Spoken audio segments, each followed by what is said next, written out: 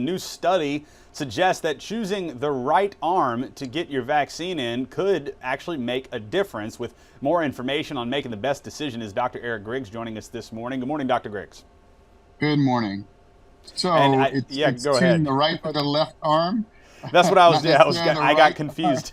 I got confused myself there for the right arm, but no, the right one that you choose, the left or right. And so, Yes. before we get into that, let's just reiterate: we are seeing hospitalizations on the rise across the country and other parts of the world right now with COVID cases, which people are like, if they're not paying attention, they might miss because we are out of the pandemic. Would you reiterate right now the importance of before we get into the right or left arm, why you need to really pay attention if you are up to date on your vaccines?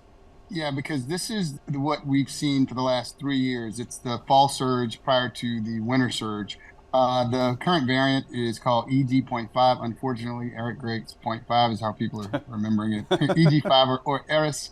It is surging right now. It started globally and now it's here in the United States. The symptoms are your typical symptoms of a cold, fever. I know 3 or 4 people that currently have it in our area right now.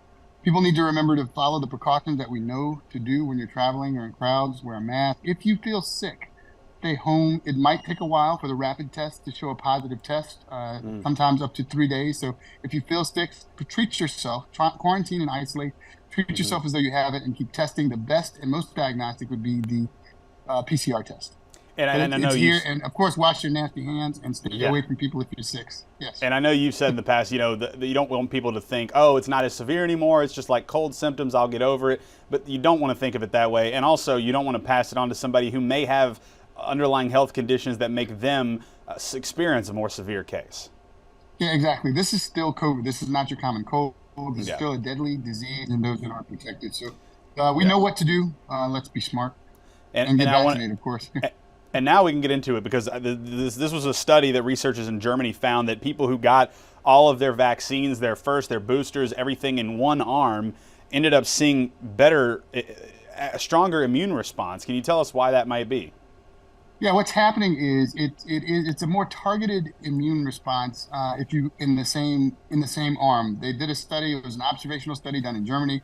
They had 300 people that had never had COVID. They gave them 2 doses of part of the group, 2 doses of the vaccine in the same arm, and then in the second group they gave it in opposite arms. And what they found, the cells called cytotoxic T cells. What they are is they're part of your immune system that actually target the viruses or vaccines, go inside and basically blow them up.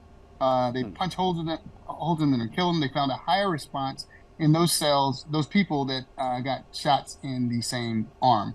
Now, the reason is because of the activation possibly of the lymph nodes. That's a focus. Now, this is a small study, but because of the activation and concentration of the lymph nodes in the same arm. And so, I mean, it really is kind of one of those things that it's not saying you have to get right or left. It's just saying that if you got right the first time, keep going back to the right. If you got left the first time, keep going back to the left. That's the gist of it. Yeah.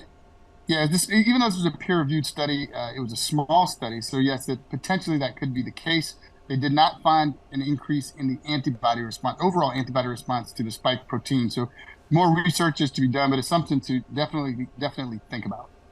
All right. Well, Dr. Griggs, we appreciate you coming on as always. Thank you very much for keeping us informed. You're looking strong, guys. Looking strong. Appreciate it. You too.